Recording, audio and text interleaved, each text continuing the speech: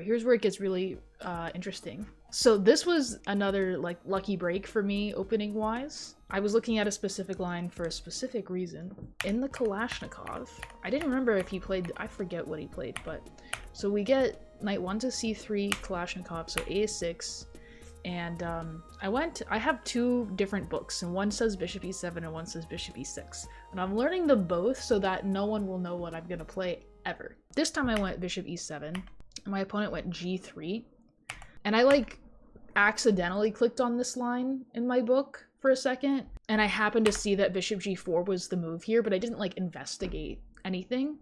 So I knew that bishop g4 was the move, but I didn't know like anything after that. I didn't know any ideas. I didn't know why bishop g4 was good. So the rest is just, it's all me. I go bishop g4, and this is kind of an annoying move for white to deal with, because like, where does the queen go? Like, it's very misplaced almost anywhere. Well, there's not that many options. Like queen d2, it blocks the bishop. Queen d3, it runs into knight b4 sometimes. So, I mean, maybe he can go queen c4 because this is defended. I don't know the theory again. f3 is what he played. Let me actually check the theory here. So he played queen d, so this is bishop g2 is like not so good. In all of the openings here, it looks like black is winning almost every game. White has never won from this position. Even though it's like equal, white has never won this in the master database, which is very interesting. Doesn't look like white's done anything horrible. And then go back, and then probably you go rook c8 and knight d5, knight d4.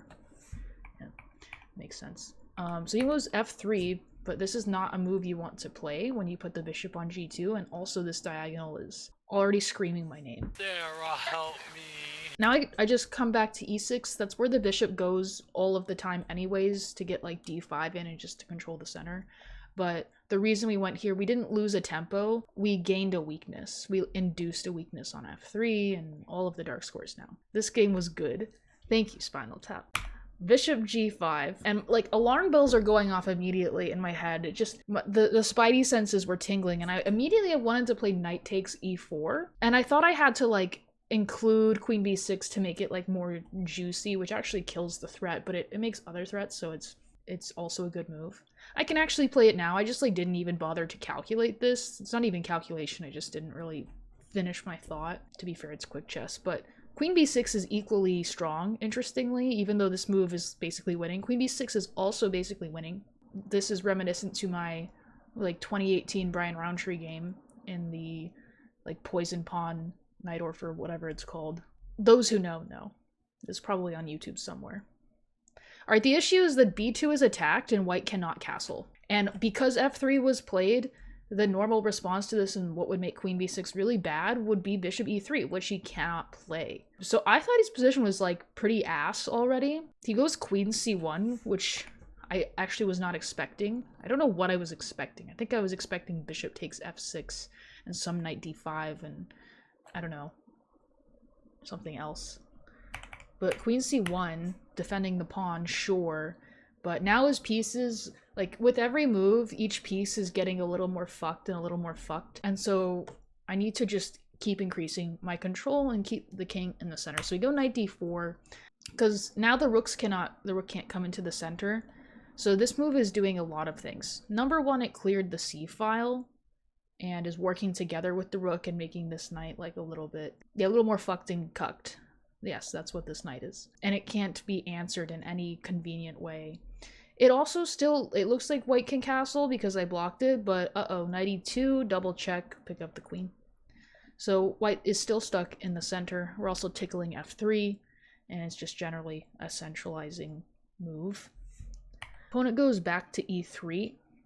And, you know, I could think, but I'm like, all right, rook c8. And I'm already thinking about, like, sacrifices on c3. It's difficult to make work, but all of these pieces are, like, a little bit loose. I mean, not by definition, but, like, there's a lot of fucky-wucky things going on. If this knight didn't exist, one tactic that could happen is knight takes c2, and if white has to recapture with the queen, then queen takes e3 is an idea. But it doesn't work yet because of this knight. This knight is really stupid looking, but it's kind of holding the position. together, which is what made me find my next move. So my opponent goes king f2 instead of castling, because castling, I don't know, probably just runs into h5 stuff. So he tried to be safe this way. And I'm like, all right, well, the king is stuck in the center. Maybe I should open the center, but also if I just remove this knight, everything falls apart. So I go d5, which is the best move, of course. And now, which one of his pieces is like not fucked up? Like, I can't tell you. This is the least fucked up piece, and that's because it hasn't moved. In this, I guess. But this is more fucked up because of this. So I have lots of ideas here. Now, immediately the threat is in some order. Bishop takes a3, removing the guard for rook takes c3 to happen. He goes e takes d5, and you know, I could go knight takes d5, but removing this knight removes a lot of my threats, and this is originally what I was gonna do, but it takes like the bite out of everything. And I realized that I don't actually have to respond to this.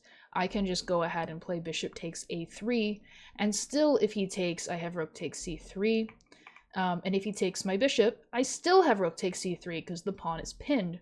In fact, I thought he should go for this queen sack, and after he takes with I don't know which rook, I'm losing the knight, and you know, his king is bad and his pieces are bad, so I should be winning here. I guess he's not even getting that much material, but that's kind of what I was expecting. So I go rook takes c3. Oops. He threw in a horrible inclusion, I thought. He played e takes f7, which made my day, honestly, because the only thing that this does is activate my rook. Now my rook is flexible and free to go to whatever file I please. So I think that was a really terrible inclusion. If he's not going to sack the queen and he's going to go for this, I think he should just do it here. And, you know, he's lost, but yeah, taking on f7 and then taking is crazy. Because now I just go rook h to c8 and I'm threatening to win the queen immediately. It's really, really bad. He goes queen d1. And then again, like, okay, I could go here, but I feel like that lets him out of the suit. I can play rook takes c2, but the king comes to g1. And yeah, like he's dead. But we want blood, so it's black to play and win here. I mean, things went a little bit awry, as it does happen in quick chess, but t takes e3. I assume you mean the rook, and in your language it starts with a t. You are correct. Rook takes e3. Luring the king further into the center, and not only that, setting up discovered checks here. My opponent actually did not take on e3. I don't know. He's just like, I didn't really calculate this, so I was like, yeah, he's completely fucked here. That's basically was my thought. This was more of an intuitive sacrifice, and I was like, I'll calculate if I really have to. He goes rook b1, and then for a while here I was like, can I get away with knight g4 check? Because knight g4 check would open the f file, the queen comes to f6, and like he can't block in any way. Actually, I think he's completely losing in most of these lines. First of all, I missed this. This is another one of those things that I just like miss. And so I'm glad I didn't play it. I don't even remember what my reason was for it. Maybe like king f1 and I wasn't sure what to do. We thought you were just gonna go knight b5. Yeah, knight b5 is fine, but I was like queen c5 and just like, what are you gonna do? Like, okay, you get one check, king g8. What are you gonna do? And he goes king takes e3, and I guess knight b5 check here is what you mean. I guess that wins the queen, maybe? Yeah, it wins the queen. I wanted to checkmate him. So here are the lines that were frustrating me. I wanted to play knight takes c2, and, you know, king d2, mate. King d3, mate. And he can't go back. But after king e2, he runs back on the light squares, and I like can't quite get him. It was really annoying me. And so I took a deep breath, and I just wanted to notice my surroundings for a second. And I took a look at these guys right here. This guy is very loose, and this guy wants to play, and he's not allowed. This guy could play very technically, but I don't know. And I was looking at my forcing moves, and I was like, all right, knight g4 check. Let's bring this idea back to life. Let's try to make this work. Because after f takes g, then knight takes c2, the same line, king e2, queen e3, I can play rook f8 because a clearance happened. Both the knight and the pawn will be gone, and he is getting mated there. After some thought, I became afraid of this king d2 thing, and I wasn't sure exactly how I was going to do this. I mean, I'm winning. I was like, I don't know, maybe he runs away. It says it's made in 9 here in 3 different ways, so I probably would have figured it out. But yeah, he takes. Now I go knight c2 check. I saw in the chat, I read in the chat, Spinal Tap said king e4, he doesn't see a mate. I'll be honest, I was just going for the vibes here, and I was just gonna, like... I mean, like, this... I mean, come on, you know what I mean? Like, okay, queen c4, like, this surely leads to mate. This surely leads to mate. I mean, I'm also winning the queen here. If the king comes here, this surely leads to mate. Yeah, this is... Oh, that's not even... It's... Yeah, it's already... This is mate. Okay. I don't know. I'm winning. Go for the big vibes, yeah.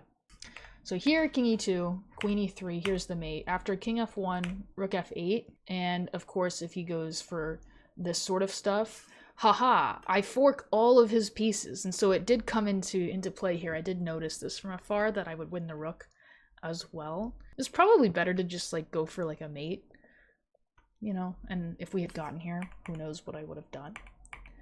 He goes bishop f3, and I take with the rook. And he tries this king g2, but I had already worked this out. I mean, I guess because there's only one winning move, I'll let you find it. It's not that hard, but there's black to play and win. Anything else is either there's one drawing move and everything else you're losing, but you just gotta not play those moves. Why rook takes e3 instead of rook takes c2? I wanted to kill him. I don't remember. Rook takes c2. Rook f2 check. Yes, rook f2. Because king h3, another really beautiful thing is this knight g4 move made all of this possible because the pawn is actually taking away his flight square, and so queen h6 is mate. So it all worked out. I was very happy with knight g4, even though like maybe technically it wasn't the best. And of course this leads to mate in 17 different ways. I was gonna play rook e2.